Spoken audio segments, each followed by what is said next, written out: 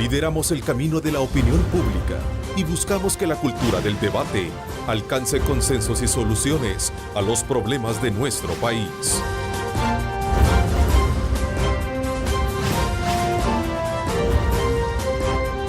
Diálogo con Ernesto López. Lunes 14 de agosto de 2017, ¿cómo están? Un placer enorme saludarles. Agradecemos a Dios Todopoderoso por darnos la oportunidad de poder estar en la intimidad de sus hogares. Gracias por sintonizar 3 canales que están al servicio de usted, canales 15, 19 y 21, cubriendo todo el territorio nacional. Este lunes iniciamos la semana retomando un tema que ha mantenido la atención pública con reveladores elementos de parte de los involucrados en la llamada tregua entre pandillas, tanto de funcionarios de alto nivel como la de los testigos criteriados y todos aquellos que se están viendo relacionados en el caso. Por cierto, en ese contexto, este fin de semana, el ministro de la Defensa, David Munguía Payés, dijo que el fiscal no lo iba a intimidar al sostener declaraciones con relación a su testimonio que ha dado durante el proceso.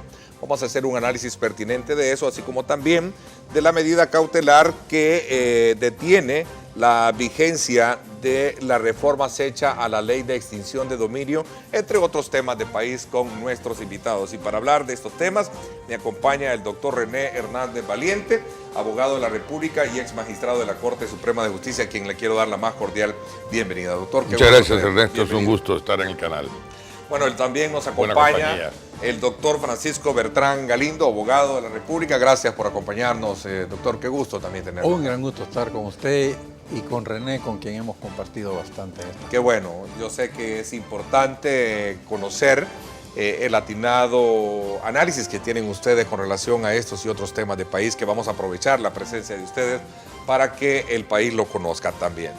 Vamos a ver, se trata de un proceso que desde sus inicios fue duramente criticado y la información conocida a raíz de las audiencias viene desde luego a confirmar lo oscuro que fueron esas negociaciones que hemos estado viendo poco a poco cómo salen a luz pública durante todo el proceso que la semana pasada dio inicio.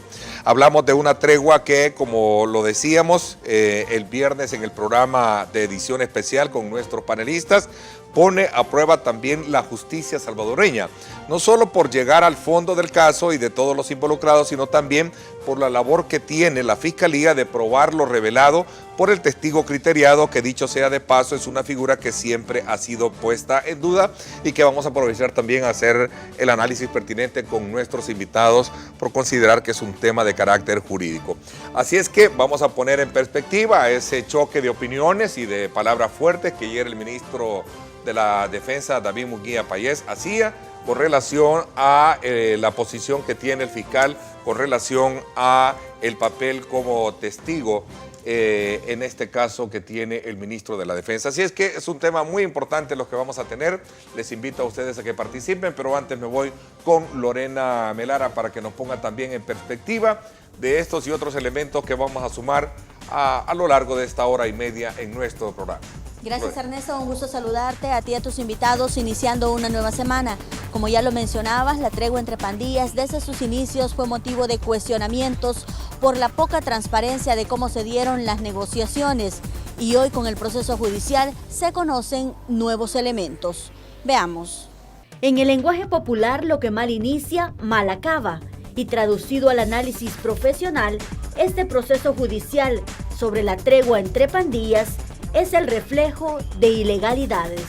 La tregua no per se, sino como elemento de pacificación. Eso sí es un fin lícito, pero para cumplir un fin lícito no se pueden ocupar medios ilícitos. ¿Estamos de acuerdo? Por lo tanto, todo lo intermedio que se ocupó, todos los subterfugios que se hicieron, eso es lo que se están ventilando en el juicio de la tregua. Esto de la tregua tiene que profundizarse porque todavía hay paneles oscuros ahí que tienen que salir a la luz, sea como sea, y le cueste a quien le cueste. Hasta dónde ha profundizado la investigación es otro de los puntos cuestionables, considerando que los detalles conocidos son producto de un testigo criteriado. Ojalá el señor fiscal profundice el tema del dinero, por lo menos para orientar. Yo particularmente no creo que sean tan ingenuos y los hayan dado para compra de votos, no. Ahí es un poco, va más allá en el aspecto puramente eleccionario. El Tribunal Supremo Electoral tiene que tener muchísimo, pero muchísima visión. El problema era que los partidos necesitaban entrar a hacer campaña a algunos territorios controlados por las maras. No era posible que entraran sin el consentimiento de la clica que controle ese sector. Pero el día de las elecciones, y yo insisto, muchos centros de votación están en zonas controladas por las maras. La Fiscalía pidió al juez especializado penas entre los 14 y 18 años para los implicados. Ernesto, según el análisis, los elementos revelados en este proceso judicial dan pie a nuevas investigaciones sobre el actuar de los partidos políticos. Con esto vuelvo al estudio para el análisis. Adelante. Gracias, Lorena. Son muchos los elementos que vamos a sumar, precisamente aprovechando la presencia de nuestros invitados para el abordaje oportuno. Los invito a que me acompañen @diálogo21, @Neto López Radio. Son las dos cuentas que están disponibles para que usted también comience a interactuar con nosotros, porque nos interesa conocer la opinión de ustedes. Bueno, nuevamente gracias por acompañarme. Antes de entrar en detalle de los puntos expuestos, ¿cuál es la expectativa general que tienen ustedes respecto a este proceso judicial y los alcances que va a tener esto, doctor?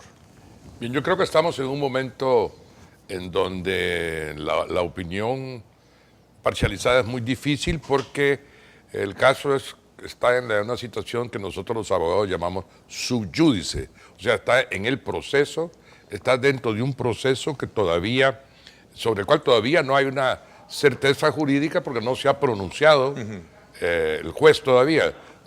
Falta la sentencia para que tengamos una situación jurídica consolidada, una certeza de si hay o no hay imputados condenados, si hay o no hay imputados absueltos, si hay o no hay figura delictiva y cuáles son las figuras delictivas. Amén del análisis jurídico, este caso se vuelve sumamente interesante por los personajes que intervienen, es decir, no es frecuente encontrarse una connotación de esa naturaleza, ¿no? Un monseñor castrense, un ministro de defensa, y siendo señalado por un fiscal con mucho aplomo y el ministro defendiéndose. Yo creo que coincido con los panelistas del día viernes en cuanto a que no se ha tocado fondo en el tema de las maras. Yo creo que hay más de fondo que se debería de investigar y averiguar. Este es un primer paso. Sobre los hechos notorios no hay forma de ocultarlos. Entonces ya lo que ya se hizo está siendo sometido a juicio, pero yo creo que hay más allá todavía. Por ejemplo, el involucramiento de la presidencia de la República en aquel momento todavía no ha quedado claro, no obstante que hay expresiones como que el presidente sabía, el presidente avalaba, el presidente apoyaba, estas son políticas de Estado, son temas que no solo tienen una discusión académica, sino que deben de tener también una discusión pública para tratar de llegar a la verdad de los hechos, porque en el campo de la justicia tenemos que juzgar los hechos tal y como ocurren, pero en su dimensión completa, y todavía no la tenemos. A ver, ¿cuál es la versión o la opinión que tiene usted en términos generales de este proceso, doctor Galín? Bueno, básicamente por donde va René, y quizás sumar un poco a la memoria. Esta negociación o esta tregua, o como la queramos llamar, arranca después de un cambio de gabinete en el sector de seguridad pública en el gobierno de Funes, donde sale Manuel Melgar y llega el ministro Munguía Payés, y hay una serie de cambios, una especie como de militarización en el sector que recuerdo bastante bien que en lo que eran los centros penales se había militarizado el perímetro de las penitenciarías y la vigilancia primera era hecha por Fuerzas Armadas. Después hubo la respuesta de las pandillas, donde empezaron a matar a soldados y empezaron a matar a policías. En esa lógica, parece que es que comienza a considerarse la tregua. Esa tregua que se quiso plantear como que era un acuerdo estrictamente entre las pandillas, la verdad que desde el inicio dio la sensación que era un acuerdo entre el gobierno y las pandillas, que es totalmente distinto. O sea, un acuerdo entre las pandillas es un problema de ellos, pero un acuerdo entre el gobierno y las pandillas, estamos hablando de organizaciones delincuenciales, ese tipo de acuerdo ya llevan elementos ilegales. Entonces, yo recuerdo que estaba oculto que se movieron a las gentes del centro penal de Zacatecoluca a centros de mediana seguridad, aparentemente como que era una noticia sin ninguna importancia, hasta que un diario digital, que claramente le filtraron los datos, manifestó que sea una tregua y que se habían pagado dineros el gobierno a los pandilleros. La cifra que se mencionó, si no recuerdan, como $40,000 o $50,000. Cuando eso se hizo público, entonces empezaron una serie de mentiras comunicacionales que habían movido a los líderes de las pandillas porque se conocía que iba a existir un ataque con cohetes Love a Zacatraz. Después se dijo que era un problema de salud de ellos. En fin, una cantidad de cuestiones que ocultaban lo que de verdad estaba pasando. Y al final lo que quedó claro es que era una política del gobierno del presidente Funes a través de su ministro de Seguridad. Y así fue como se llevó a cabo. De ahí entonces, los dineros que se usaron, por ejemplo, de las tiendas institucionales, que se usaron para pagar a las familias de los pandilleros, algunos recursos de los mediadores, etcétera, etcétera, todo eso está enmarcado dentro de esa política de la tregua. Entonces, ahora venir a juzgar al jefe de centros penales, venir a juzgar a los alcaides de los centros penales, sin tocar a los funcionarios que les dieron la orden, a mí me parece que es un tema bastante grave. Es decir, una de las deficiencias que le veo a este juicio es que está castigando los posibles delitos, como mencionaba René, porque tampoco sabemos si van a condenarlos, de meter celulares, que les dejaron entrar televisores, esas cosas así. Pornofiestas, etcétera. Pornofiestas, pero, es decir, ellos eran funcionarios de segundo nivel o tercer nivel. Ellos no pudieron haber hecho eso nunca sin un permiso del ministro, y el ministro mucho menos hubiera hecho eso sin permiso del presidente. ¿Hay un criterio urbano público que va sobre ese, digamos, ese enfoque más técnico, como usted lo está planteando? Es decir, ¿al chucho más flaco se le estará pegando las pulgas en este caso? Pues yo tengo la sensación que sí. Es obvio que hay una batalla entre el fiscal y el ministro que ya lleva buena data. Inclusive creo que parte de esta discusión comienza con el anterior fiscal, con el ministro. Y a mí me da la sensación de que como que hay una especie como de frontera en la que la fiscalía no quiere pasar, no sé por qué razón, porque no tiene todas las pruebas, no tiene todo el enfoque o porque valora que el costo político va a ser muy alto, pero se para cuando llega a los funcionarios de alto nivel. Eso lo hemos visto en el tema de los troles con la prensa. Se paró justamente cuando tenía que llegar al jefe de los equipos de troles y ahora se para justamente cuando tiene que llegar al ministro de la Defensa. Ok, a ver, ¿qué piensa usted, doctor, sobre ese punto? Coincido con Chico en el sentido de que continúa habiendo una especie de nebulosa que se acentúa la oscuridad de lo que conocemos cuando subimos en la escala jerárquica de los funcionarios responsables. Chico y yo hemos estado en el gabinete de gobierno y sabemos que es prácticamente imposible que una, no digamos política pública, porque todavía no está claro si todo esto alrededor de la tregua corresponde a una política pública o a una estrategia gubernamental de un ministro que en aquel momento quiso llevar las cosas con alguna buena intención, pero con muy mala actuación porque se metieron en los campos de lo ilícito. Es imposible pensar que un presidente de la República no esté enterado de una medida de este tipo. Es imposible. Entonces, creemos que los que llamaríamos de alguna manera peces gordos no han caído bajo todavía la investigación de la Fiscalía.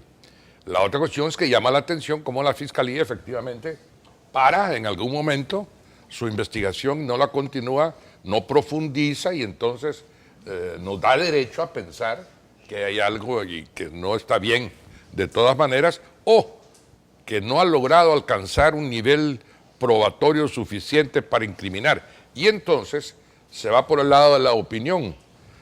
Yo creo que un fiscal no debe de opinar, un fiscal debe de actuar sobre los hechos, pero no opinar subjetivamente. Y Douglas yo le tengo mucha confianza en cuanto a su actuación como fiscal, pero como figura pública también trabaja en vitrina y tenemos derecho a afirmar que el campo subjetivo no le cabe a un fiscal general de la República. Tiene que actuar con objetividad. Decir que le causa pena ajena lo que hace el ministro de la Defensa, en aquel entonces el ministro de Seguridad, me parece que si no va a lograr probarle nada, no debería señalarlo desde ningún punto de vista. Si tiene pruebas, que las presente. Pero lo contrario, yo creo que las opiniones, y eso es un léxico, cuestiones que aprendemos en el ejercicio del servicio público, deben de ser medidas, tienen que ser muy calculadas. A ver, ¿pone a prueba el sistema judicial a su criterio, doctor? No, yo pienso que no. Está poniendo a prueba la Fiscalía, porque el sistema judicial juzga lo que recibe, lo que le da quien tiene la acción del Estado, el monopolio de la acusación que lo tiene la Fiscalía General de la República. Entonces lo que se está poniendo a prueba es la Fiscalía, en realidad no los jueces. Pudiera ser que los jueces también, pero esa es otra consideración distinta y hay que analizarla con mucho más cuidado porque, insisto, los jueces juzgan con lo que les llega a ellos. El juez no investiga, el juez no acusa, no tiene posibilidad ninguna de investigar. Toda la capacidad investigativa está en la Fiscalía. Doctor. Yo coincido, creo que esto no es un tema del sistema judicial en cuanto que ese es el que está haciendo prueba, porque lo que está conociendo son delitos bastante concretos y dependerá si se probaron o no se probaron que va a haber sentencia. No, aquí lo que está en discusión es realmente la capacidad de investigación de la Fiscalía para montar casos que van más allá de los delitos individualizados. Porque este tema de la tregua podemos verlo como una cosa bien intencionada, buena, lo que usted quiera, pero el punto que a la base había una decisión ilegal, es decir, los funcionarios del Estado que están obligados a respetar la ley iban a empezar a hacer acuerdos y negociaciones con las cúpulas pandilleras para que dejaran de delinquir en cierta parte de su proceso y contra eso iban a tener una cantidad de contraprestaciones.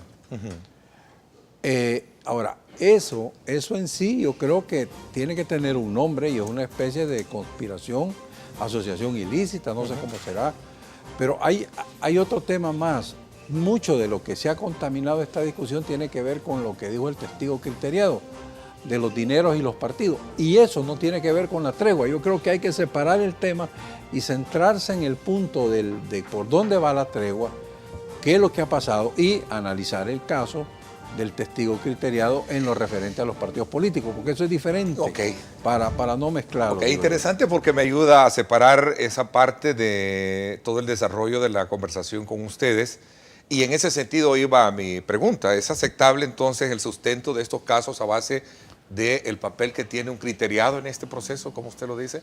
Voy a hablar de este tema cuando regresemos. Nos vamos a la pausa también. Cuando volvamos, vamos a hablar desde luego sobre otros elementos que están, por ejemplo, este choque de palabras entre el ministro de la Defensa y el fiscal general, el tema del criteriado, como lo he planteado, y este dinero que supuestamente recibieron los partidos políticos. Vamos a la pausa y regresamos más con este análisis jurídico, político de país con nuestros invitados. deberían de investigar a fondo para que no, pues sí, para que se esclarezca todo esto, pues. Me imagino que eso es lo que necesitamos saber, ¿verdad? Informarnos.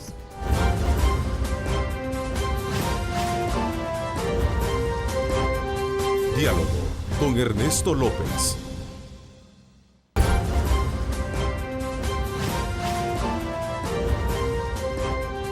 Diálogo con Ernesto López. Bueno, gracias nuevamente por estar con nosotros. Saludos muy cordiales a usted por estar en sintonía de nuestro programa. Como siempre, aprovechando la presencia de ustedes para poderlos invitar a que me acompañen ahora a las 6 de la tarde, 6 a través de En Directo con Ernesto López Radio. Vamos a hablar también de este tema desde otra perspectiva. No se lo vayan a perder. 6 de la tarde por 107.7 Fuego, estación del Grupo Radial Megavisión. Continuamos con el doctor René Hernández Valiente y el doctor Francisco Bertrán Galindo. Ambos son abogados, conocedores de temas de país, y estamos haciendo un análisis pertinente sobre los alcances que tiene este proceso judicial que busca dar con los responsables de haber, digamos, dadole vida a ese tema tan polémico como fue el caso de la tregua. A ver, pero en este contexto de palabras también surge en este choque que el día de ayer llevó al ministro Munguía Payés a ser muy enfático y a decir: el fiscal no me va a intimidar. A mí, así lo dijo concretamente. Veamos lo que el fiscal general Douglas Meléndez había dicho en el contexto de la declaración como testigo que diera el ministro en este proceso de tregua. Veamos a continuación y luego la analizamos. A mí realmente me da pena ajena ver a un ministro de Defensa declarando a favor de imputados. No puede ser. Un funcionario debe ser serio y correcto. No es posible que se esté prestando un funcionario a estar declarando en un tema tan bochornoso y tan sensible que dañó a la población. Bueno, esa es una de las declaraciones que le dieron pauta para que el ministro saliera al paso y dijera lo siguiente. Veamos. Trata de intimidarme a mí, y a mí el fiscal no me va a intimidar. No me va a intimidar a los oficiales, no me va a intimidar a nuestros soldados, en los cuales se ensaña cada vez que hay un juicio. Y quiere intimidar a los jueces también. Tampoco se puede permitir que el fiscal se sienta ofendido y colérico por perder un caso que tiene gran connotación política. Yo creo que eso es lo que le aterroriza al fiscal. A un asesino comprobado, confeso, criminal, descuartizador. Ese es el principal testigo de la fiscalía. En realidad yo recibí aproximadamente $25,000 en concepto de pagos por inteligencia de $2,000 aproximadamente mensuales para pagar fuente. Al final del periodo, después de 15 meses, esto suma aproximadamente la cantidad entre $23 y $25,000. Digo, aquí hay verdaderamente malicia. Quiero aclarar acá que inteligencia de la Fuerza Armada no tiene ninguna información que implique a los partidos políticos de haber entregado dinero a los miembros de pandilla. Levanta sospechas porque están queriendo descalificar a los dos principales partidos políticos de aquí del país. Y eso va a generar caos. O sea, están atacando a las cúpulas partidarias. Las están haciendo ver como que fueran corruptas, y nosotros no tenemos ningún tipo de inteligencia. ¿Qué nos queda la duda si en realidad este señor fiscal está siguiendo una agenda nacional o está siguiendo una agenda foránea? Bueno, agradezco a nuestros buenos amigos de TN21 que nos han facilitado estas piezas periodísticas. A ver, ahí están. René. Bien, hay muchos elementos argumentativos ahí para hacer el análisis pertinente. A ver, comencemos. ¿Es esto un asunto de intimidación, doctor, como lo dice el ministro? Yo creo que son más de expresiones que se fueron de la mano. Yo creo que son excesos expresivos de funcionarios que dentro del celo del ejercicio de la función pública, uno ataca y el otro se defiende, como es lógico, ¿no? Es decir, siempre que alguien ataca, alguien tiene que defenderse. Yo pienso que es impropio de ambos tratar de buscar razones de peso cuando no las hay. El problema es que los señalamientos que hace un fiscal general de la República a los ojos de nosotros, ciudadanos, constituyen acusaciones.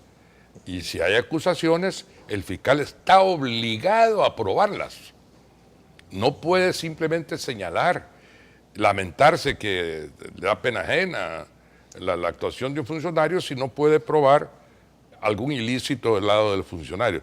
Es decir, esto es lo que procedería. De lo contrario, tendría que guardar silencio, porque si no va a probar, está quedando mal cuando tenemos un fiscal que, por otro lado, al ponerlo en el fiel de la balanza, tiene aspectos muy positivos en su actuar, que los hemos señalado, ha tenido el valor, la osadía, en otros casos, de llegar hasta donde se pudiera, buscando la verdad de los hechos, y lo ha hecho. Entonces, si por un lado lo ha hecho y por otro lado comete un error, yo creo que tenemos que hacer las consideraciones desde un punto de vista humanizante del proceso en sí para ambos. Y el presidente de la República tendrá que llamar al orden a su ministro y al fiscal pues tendrá que actuar en consecuencia. Si puede probar, que hable. Si no puede probar, tiene que guardar silencio. A ver, doctor Galindo, ¿cómo ve usted estas expresiones, esta exaltación? ¿Es entendible desde el punto de vista de, como él dice, bueno, que el fiscal quiera meterlo a él precisamente por querer ganar un juicio que a su criterio pues es más político que otra cosa? Vamos a ver, la parte meramente judicial, porque lo que está en discusión, si hubieron delitos o no, la parte pequeña de los delitos será individualizado, el tema de meter teléfonos o ese tipo de cosas. Lo que está en discusión y lo que creo que probablemente va a ser difícil que haya una condena es si el proceso de esa negociación, como menciona René, fue o no delictivo. Yo en lo personal creo que sí. Pero entonces el enfoque del juicio debió haber sido diferente. Debió haber enfocado la ilegalidad de esa negociación a partir del más alto jefe que tomó control de eso. Y así se hace, por ejemplo, con otros delitos como las muertes en la guerra, delitos de guerra, delitos de lesa humanidad, donde a pesar que los que hicieron el delito fueron soldados o fueron guerrilleros, se les juzga también a la línea de la cadena de mando. Entonces, yo creo que acá depende cómo quiera ver el delito, usted puede llegar a eso. Pero independientemente del tema, es que el fiscal no debería dar expresiones públicas de cosas que no va a presentar al juzgado, porque no le toca, a él realmente no le toca ser el héroe de las noticias.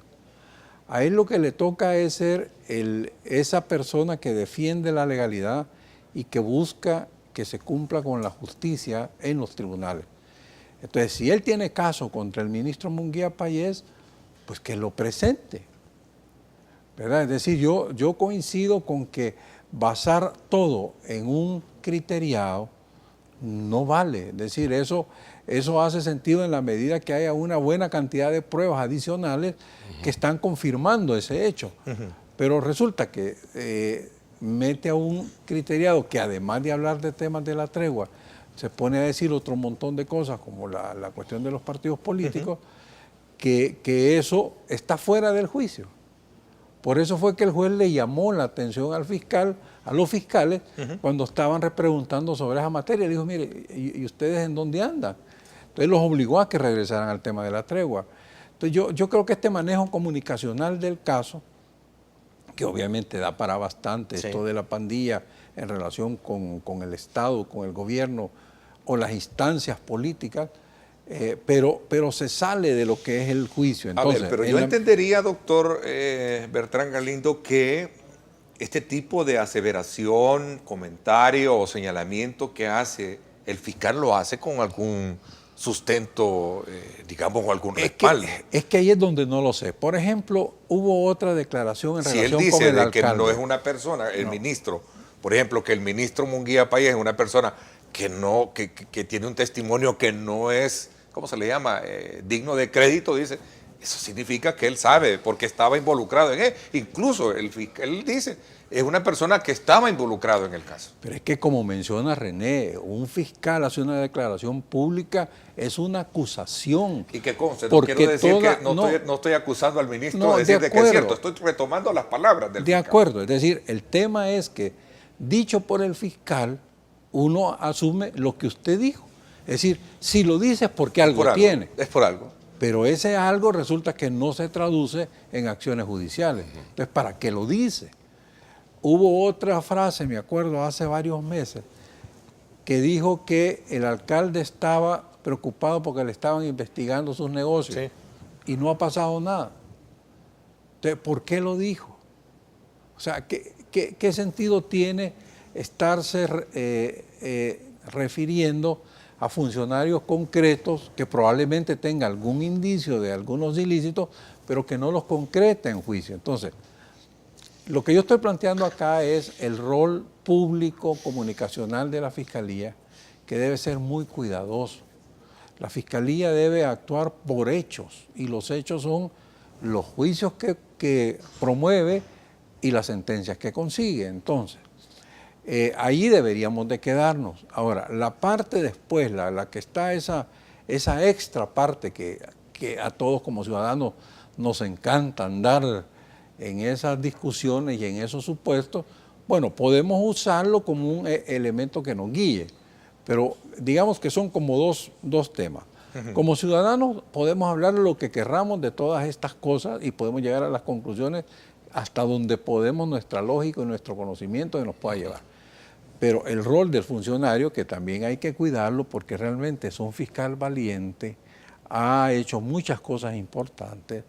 Entonces yo creo que el mensaje es: no se meta en el tema comunicacional, déjelo ahí, haga la parte suya, sígala haciendo bien como la está haciendo y deje la parte comunicacional afuera. Entonces, ahora, en relación al ministro, el ministro ha sido típicamente conocido por acciones, si no intimidatorias, pero que tratan de mantener una señal de fuerza.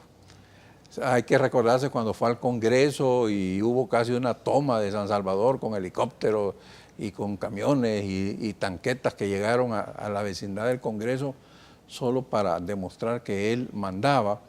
Y han habido otras manifestaciones así, como uno dice, bueno, ¿y por qué se presenta con todos los generales y los coroneles en las declaraciones, verdad? Pero son señales de fuerza que no exactamente pueden llegar a ser consideradas intimidatorias, pero son señales de fuerza. Entonces, en esa dicotomía entre fiscal con ministro hay que entender que se están enviando señales de fuerza, porque cuando el ministro le dice, a mí no me intimida, hay que entender que lo está diciendo el ministro de la Defensa, no el general Munguía Payés.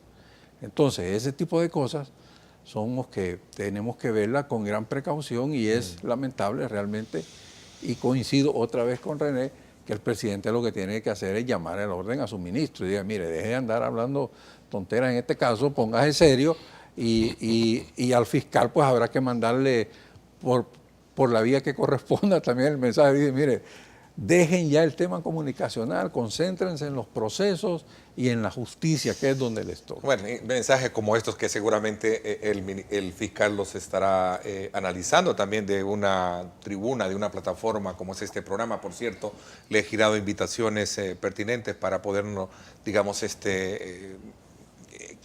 conocer la opinión un poquito más técnica, más sobre estos temas. Doctor, entonces, bajo esa misma lógica de exposición, como nos decía el doctor Bertrán Galindo, ¿es aceptable el sustento de estos casos a base del papel de una figura de un criteriado en este caso? Como muy bien lo dice Chico, la prueba es aceptable siempre y cuando esté complementada con otra evidencia.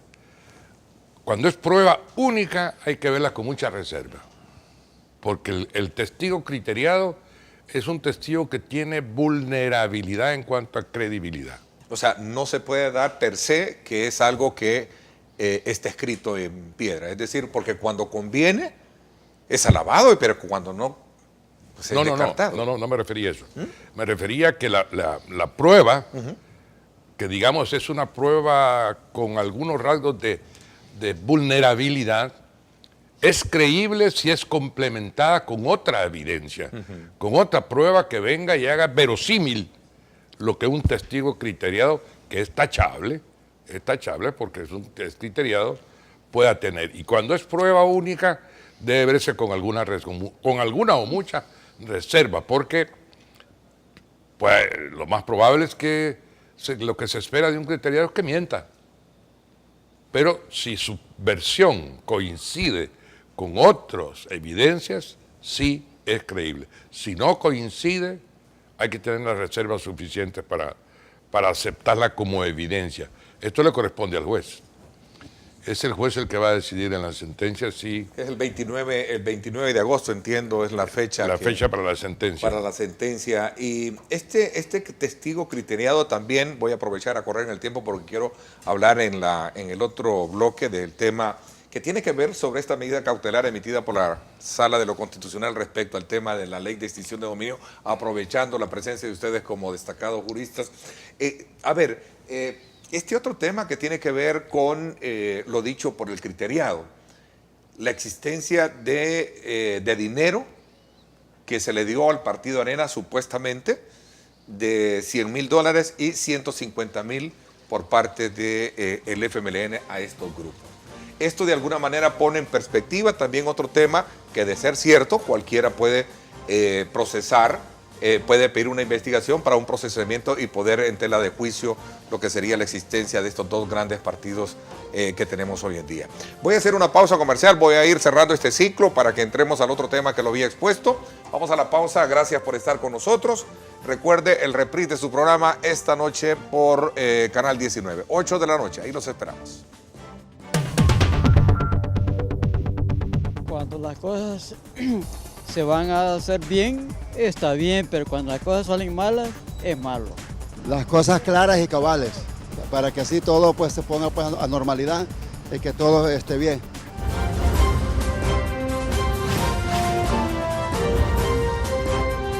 Diálogo con Ernesto López.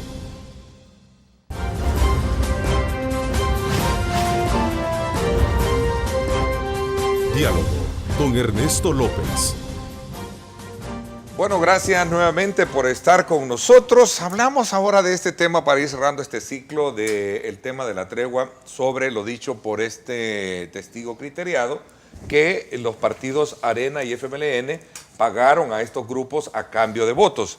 Decía el general Mauricio Ernesto Vargas en una declaración emitida a nuestros noticieros recientemente que no voy a pedirle permiso a una persona que no es autoridad.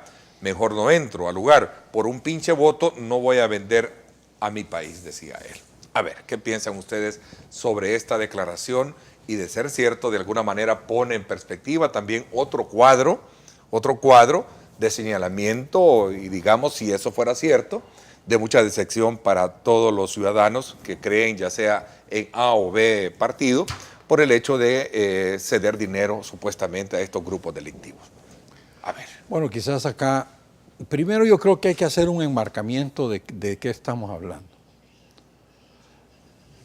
El primer punto que hay que dejar claro es que las pandillas ejercen un control territorial.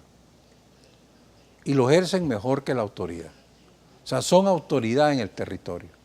No en todo el territorio, pero en sus territorios. Eso hace que tanto las personas, las empresas y las instituciones, cuando estoy hablando de las instituciones, estoy hablando de las instituciones de gobierno, cuando quieren entrar a sus territorios, tengan que transar con ellos. ¿Cómo transan? A través de la extorsión o a través de otro tipo de acuerdo. Esa es una realidad en el país. Las empresas pagan extorsión en cantidades probablemente similares o menores, no lo sé, pero para que sus camiones puedan entrar en las colonias a repartir las comidas, las bebidas, lo que sea que tengan que hacer, tienen que pagar extorsión.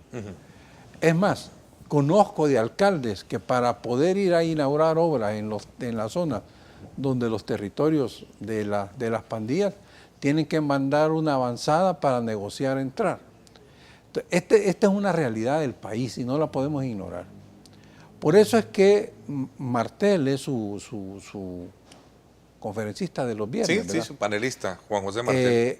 Martel decía con bastante criterio que eso es lo que estaba a la base de esta discusión.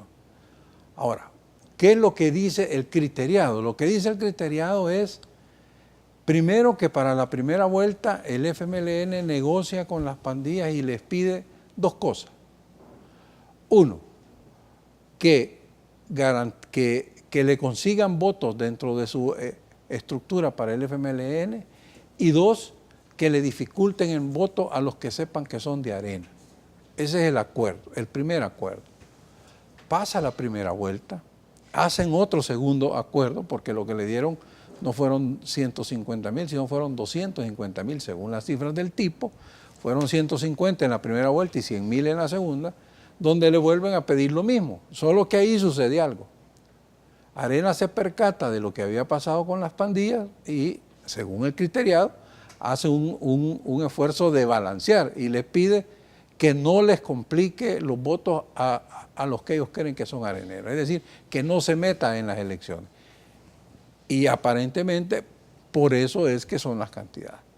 Entonces es un fenómeno complicado, porque de lo que estamos hablando acá es de que las fuerzas institucionales del país, incluidos los partidos políticos, están tratando una de dos, en el mejor de los casos, a pagar extorsión para cumplir con su trabajo, y en el peor de los casos, a contratarlos como testaferros o como personas que van a hacer una fuerza de apoyo más allá de una campaña electoral correcta. De ser cierto esto, doctor, ¿puede pedir un ciudadano la nulidad de ambos partidos políticos?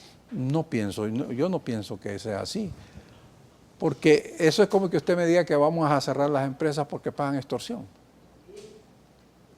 No, es decir, cuando la sala declaró que darle financiamiento a estas instituciones porque eran terroristas era apoyar a terroristas, se planteó inmediatamente la discusión, y estoy hablando de hace ya de varios meses, de hasta dónde llega el tema de la extorsión.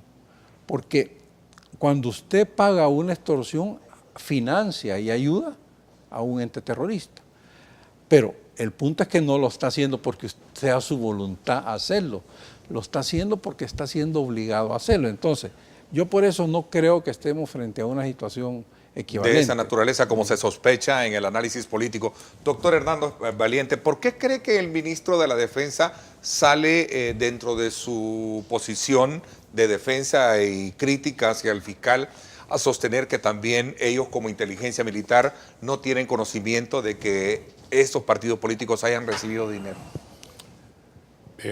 Me sorprende porque normalmente los militares no hablan de su sección de inteligencia abiertamente, ¿no? Entonces cuando lo hacen es como en este caso quizá para defender una posición, porque la inteligencia militar tiene una finalidad, igual que la inteligencia de la OIE, del Organismo de Inteligencia del Estado, muy distintas. La inteligencia militar tiene el sesgo de lo militar. En cambio la otra puede ser delictiva, puede ser política, puede ser de seguridad, puede ser educativa, puede tener muchos aspectos la inteligencia del Estado que difiere de la inteligencia militar. Siempre hemos sabido que el Ministerio de la Defensa cuenta con una inteligencia, y así debe de ser. Si la inteligencia no detectó que los partidos políticos, los dos grandes, hayan comprado voluntades a base de unas cifras de dinero tan altas, y como las cifras tan altas hace poco verosímil que esta sea una realidad, que esta sea verdad, ¿no? Que se hace difícil pensar y creer que van a haber un estipendio de $200,000, $300,000 con una finalidad de obtener votos. Yo me permito dudar muy seriamente de que este testigo criteriado haya dicho la verdad sobre ese tema. Es más, si no hay prueba, yo tengo razón de que no es cierto. si no se van a vertir pruebas sobre estos aspectos. Y no la veo que aparezca por ningún lado. Yo creo que los partidos políticos, tanto el FMLN como Arena, ya han madurado mucho y no van a correr riesgos baladíes, ¿no? Riesgos tontos, en el sentido de pretender comprar la voluntad de un colectivo delincuencial como es una mara. Ustedes ambos han sido hombres de carrera jurídica, con muchas facultades interpretativas de hechos que trascienden a la nación.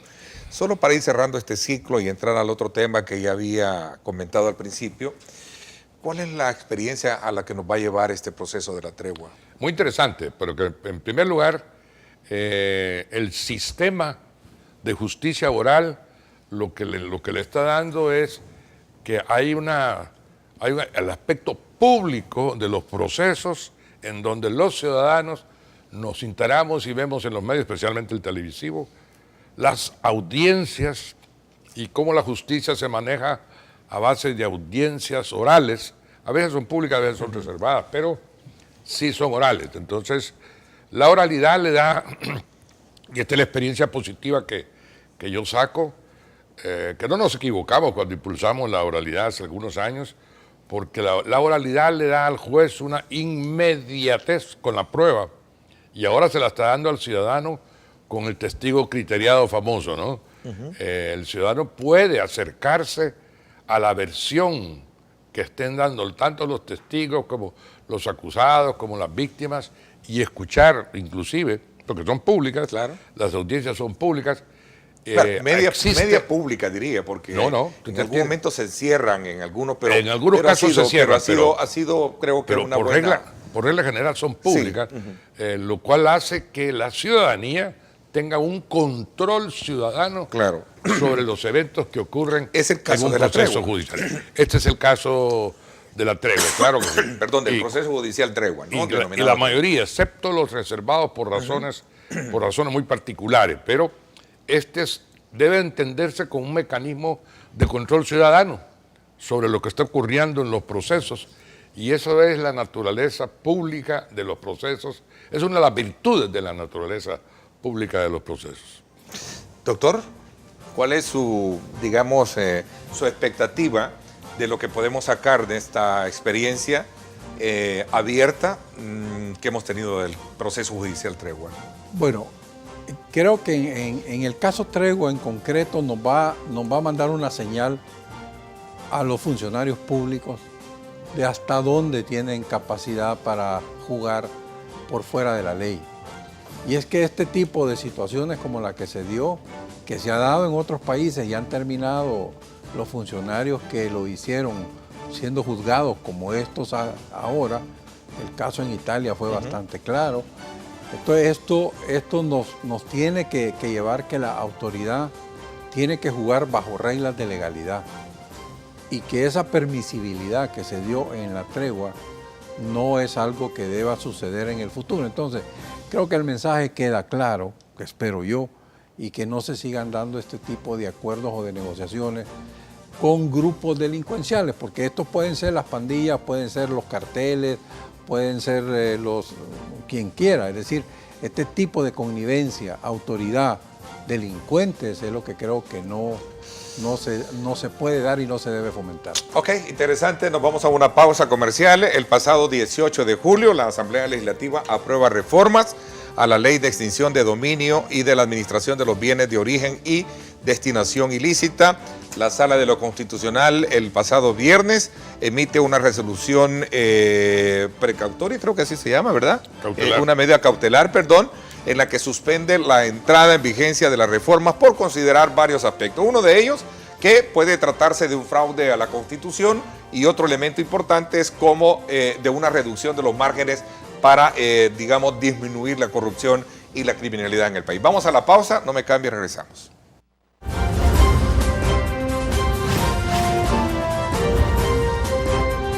Diálogo con Ernesto López. El futuro es imaginar, es pensar en grande. Prepárate hoy. Estudia en la UFG y amplía tus oportunidades. UFG, tecnología, innovación y calidad. Bueno, vamos a ir cerrando ya este ciclo de análisis. Doctor Bertrán Galindo, me había quedado un poco en lo bueno y lo malo de ambas, digamos, situaciones, como en un momento cerró su ciclo de exposición el doctor Hernández Valiente. ¿Qué ve de bueno en la reforma? ¿Qué ve de malo? ¿Y qué ve de bueno en la sentencia, en esta medida cautelar de la sala? ¿Y qué ve de malo?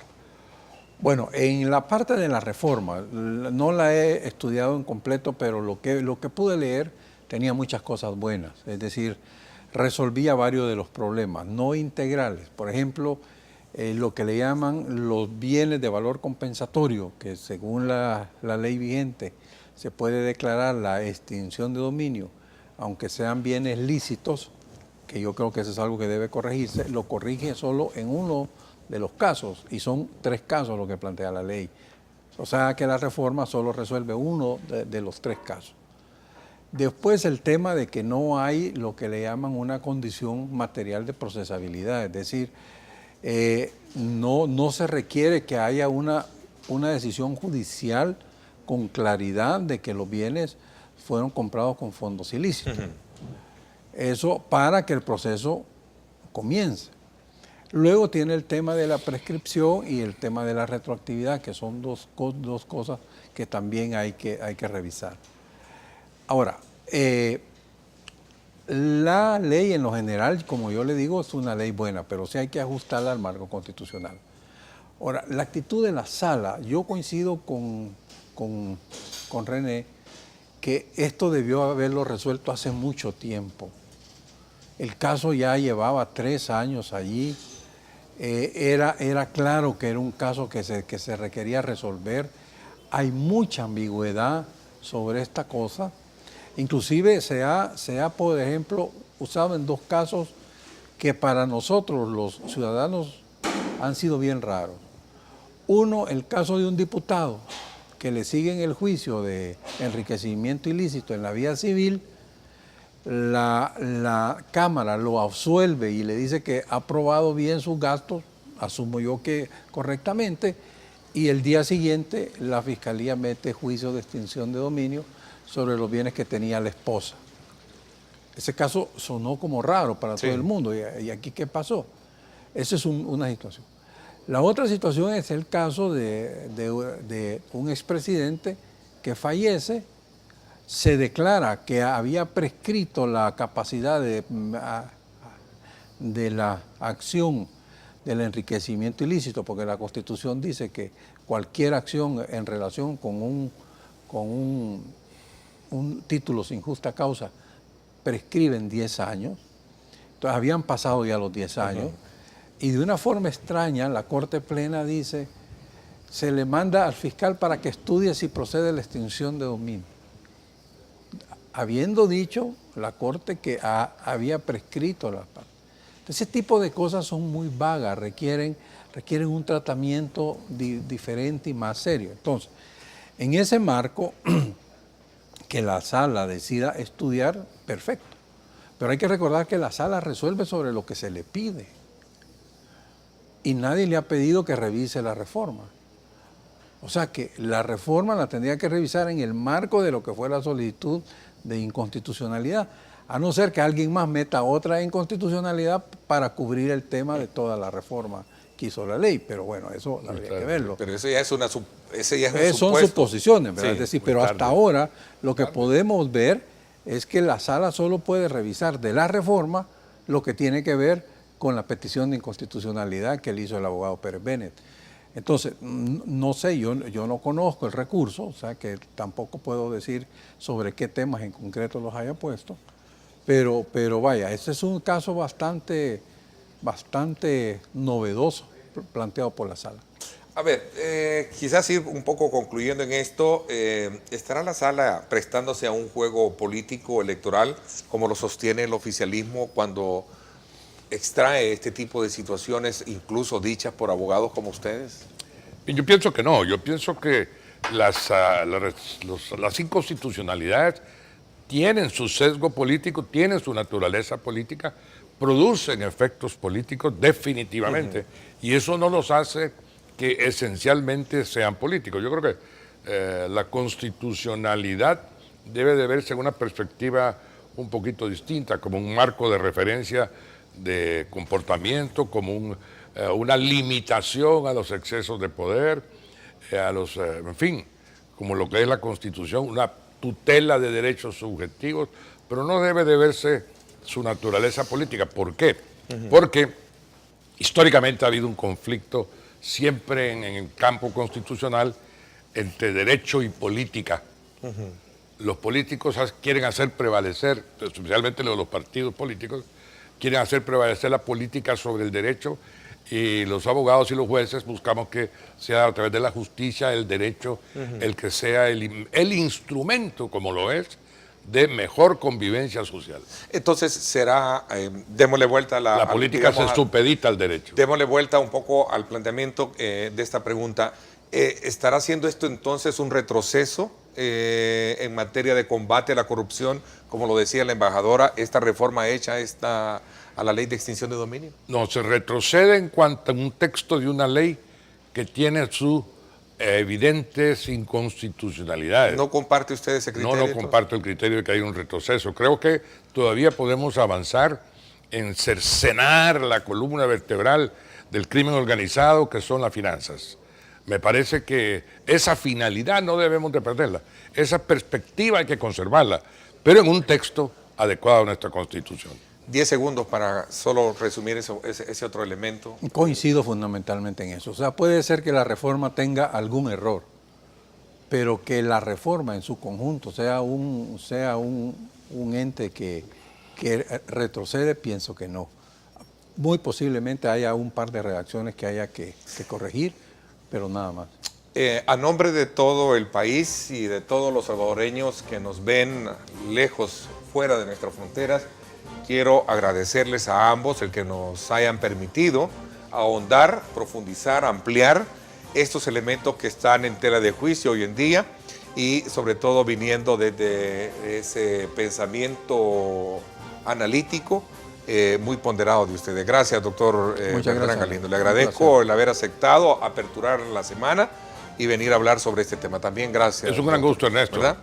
Les agradezco. 8 de la noche, nuestro reprise por Canal 19, y a las 6 de la tarde los espero en radio. Estará muy interesante verlo desde otra perspectiva también este tema.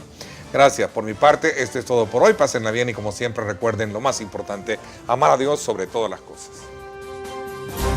Lideramos el camino de la opinión pública y buscamos que la cultura del debate alcance consensos y soluciones a los problemas de nuestro país.